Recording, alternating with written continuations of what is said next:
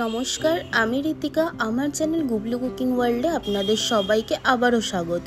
তো দেখতেই পাচ্ছেন, আমি আজকে আপনাদের সাথে পমফ্রেট মাছের রেসিপি শেয়ার করব। কোনো রকম আদা রসুন ছাড়া পমফ্রেট মাছের রেসিপি শেয়ার করব। তো আমি এখানে পমফ্রেট মাছ নিয়ে নিয়েছি পরিষ্কার করে ধুয়ে। এর মধ্যে পরিমাণ মতো হলুদ আর নুন দিয়ে ভালো করে মাছগুলোকে মাখিয়ে নিতে হবে। প্রথমে ভালো করে মাখিয়ে নেওয়ার পর আমি কিন্তু মাছগুলোকে হালকা ফ্রাই করে নেবো, ব্রাউন ব্রাউন করে ভেজে নেবো। তো দেখুন, মাখিয়ে নেওয়া হয়ে গেছে আমার ভালোভাবে মাছগুলোকে। এরপরে আমি একটা কড়া নিয়ে নিয়েছি, এর মধ্যে পরিমাণ মতো সাদা তেল দিয়ে নেব।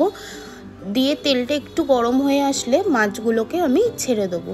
একসাথে সবকটা মাছ ভাজবেন না, একটা দুটো করে মাছ ভাজবেন। যতটা আপনাদের জায়গা থাকবে সেরকম বুঝে মাছটা কিন্তু ভেজে নেবেন।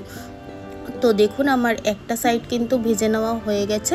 এরপরে উল্টে আমি আরেকটা সাইড ঠিক এরকমভাবেই ব্রাউন করে ভেজে নেব।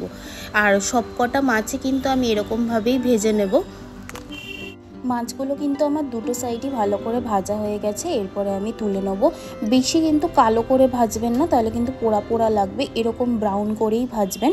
এরকমভাবেই কিন্তু আমি সবকটা মাছই ভেজে নেব। যতক্ষণ মাছগুলো ভাজা হচ্ছে ততক্ষণ দেখুন, আমি একটা মিক্সিং জার নিয়ে নিয়েছি। এর মধ্যে সাদা সর্ষে 2 চামচ পোস্ত দিয়ে, আর এর মধ্যে আমি কাঁচা লঙ্কা দিয়ে দেবো কিছুটা। যতটা আপনারা ঝাল খাবেন ততটা পরিমাণ বুঝে কাঁচা লঙ্কাটা দেবেন। দিয়ে এর মধ্যে আমি পরিমাণ মতো জল দিয়ে ভালো করে কিন্তু পেস্ট করে নেব। এদিকে দেখুন, আমার মাছগুলো কিন্তু সবকটা ভেজে নেওয়া হয়ে গেছে। এরপরে চলুন মাছের ঝোলটা রেডি করে নিই। তো যেই কড়াটায় আমি মাছ ভেজেছিলাম যেই তেলে, সেই তেলেই আমি প্রথমে কালো জিরে দিয়ে দিলাম।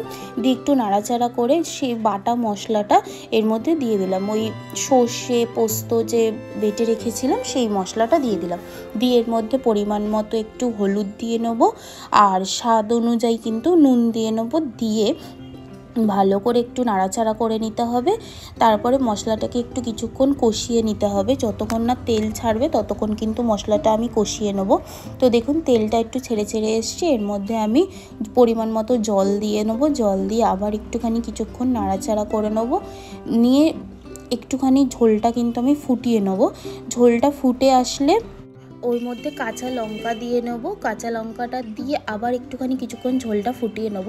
তো ঝোলটা দেখুন ফুটে এসছে। এর মধ্যে আমি কাঁচা টমেটো দিয়ে দিচ্ছি। এই টমেটোটা আপনারা চাইলে আগেও দিতে পারেন, তো আমি পরে দিলাম। দিয়ে আবার একটুখানি কিছুক্ষণ ফুটিয়ে নেব। তো ফুটে আসলে দেখুন, আমি মাছগুলোকে এবার এর ঝোলের মধ্যে দিয়ে দিচ্ছি। দিয়ে ভালো করে ঝোলের সাথে মাছটাকে মাখিয়ে মিক্স করে নিয়ে তারপরে এর ওপর দিয়ে কিছুটা আমি ধনেপাতা দিয়ে দেবো। অল্প করে ধনেপাতা ছড়িয়ে দিয়ে কিন্তু হালকা একটুখানি মাছটা ফোটালেই আমার কিন্তু মাছটা দেখুন রেডি হয়ে গেছে। এরপরে আমি একটা পাত্রে মাছটা সার্ভ করে নেবো। তো দেখতেই পেলেন কতটা সহজ পদ্ধতিতে আদা রসুন ছাড়া, কোনো রকম মশলা ছাড়া আমি আপনাদের সাথে পমফ্রেট মাছের এই ঝাল রেসিপিটি শেয়ার করলাম। আপনারা যদি এটা মাখা মাখা খেতে চান তাহলে কিন্তু গ্রেভিটা একদম টানিয়ে নেবেন। আর আমি গ্রেভিটা বেশি টানাচ্ছি না, কারণ ঠান্ডা হয়ে গেলে এমনিই টেনে আসবে।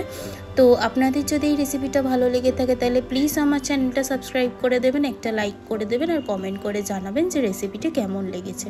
আর এরকম সহজ সহজ আরও রেসিপি পেতে হলে আমাকে প্লিজ কমেন্ট করে জানান। Thank you.